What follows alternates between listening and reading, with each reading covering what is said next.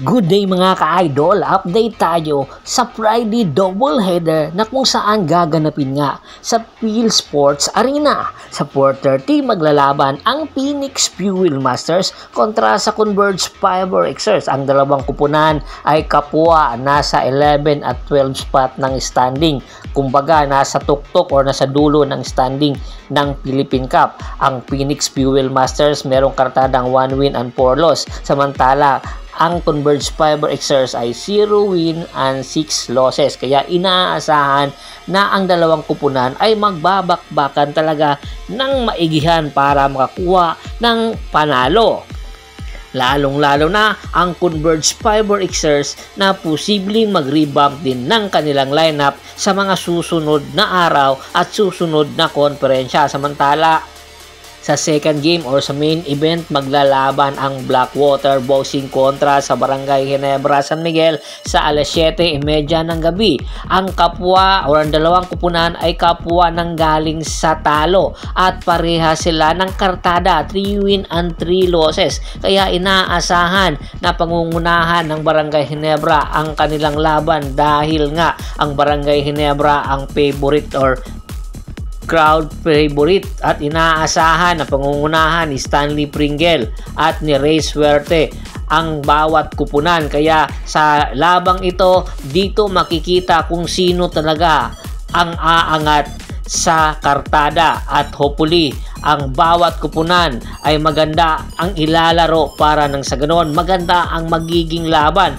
Pero marami ang pabor na mananalo dito ang Barangay Ginebra San Miguel, lalong-lalo na ay inaasahan na mas pag-iigtingin ni Coach Tim Cone ang kanilang depensa. Samantala, matapos nga makakuha ng Magnolia Pambansang Manok ng panalo kontra sa Northport Batang Pier, hindi ibig sabihin ang panalong yon ay isa ito sa maganda ang ipapatakbo o itatakbo ng Magnolia Pambansang Manok Templados. Kumbaga, ang panalong yon nagpapatunay lang na hindi na kalakas or ganung kalakas ang Magnolia Pambansang Manok Templados. Kaya naman sa bagong araw ng kanilang pag-uumpisa, agad-agad kinuha na ng Magnolia Pambansang Manok Templados ang guard ng Converge Fiber Xers na si Jeric Balanza na kamakailan lang nakuha rin ng Converge sa Northport Batang Pier.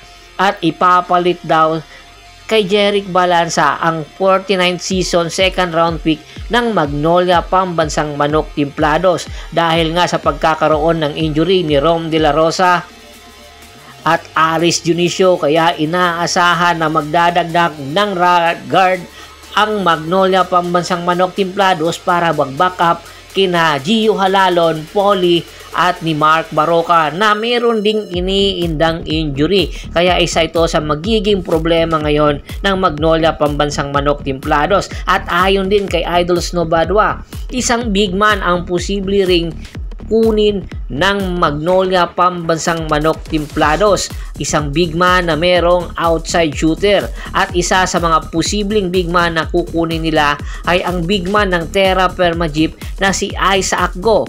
Sa season na ito or Philippine Cup ay maganda ang ipinapakita ni Isaac Go sa Terra Firma Jeep dahilan para maganda ang kanilang kartada.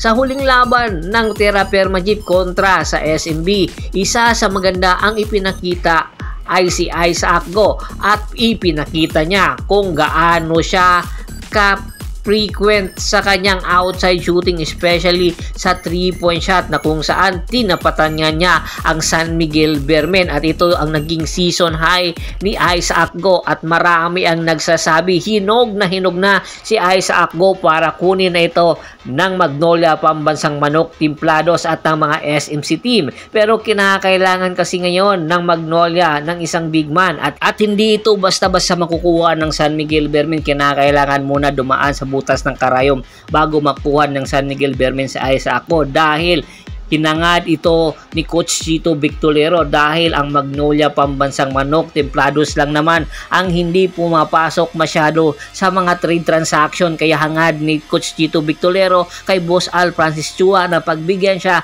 na kunin ang big man ng Terra Firma Jeep na si Isaac Go at posibleng ibigay daw sa Terra Firma Jeep kapalit kay Isaac Go ay ang big man ng Magnolia Pambansang Manok Timplados na si Abo Trotter. Si Abo Trotter, limited minutes ang ibinibigay at hindi maganda ang ipinapakita sa Magnolia, dahilan para magka-interes ang Magnolia na kumuha ng isang big man na mayroong outside shooting at consistent sa Philippine Cup, at hopefully anytime ay posible na mangyari ang nasabing trade transaction kung sakaling maplansya na ang kanilang negotiation. Bago pa man natin tapusin ang ating pantuhan, shoutout muna tayo sa ating mga solid na followers na laging sumusuporta sa atin. Kay Kagawad kat sa Kinudukusin ng Hagonoy Bulacan, Ronald Bersubidad, Anthony Laquialon, Roberto Corpus, Elmer Matio, John David Gulapa, marami pong salamat sa walang sawa niyong pagsuporta. Pakibisita na rin po ng Facebook fanpage ko, pakilike, pakipollow, pakishare,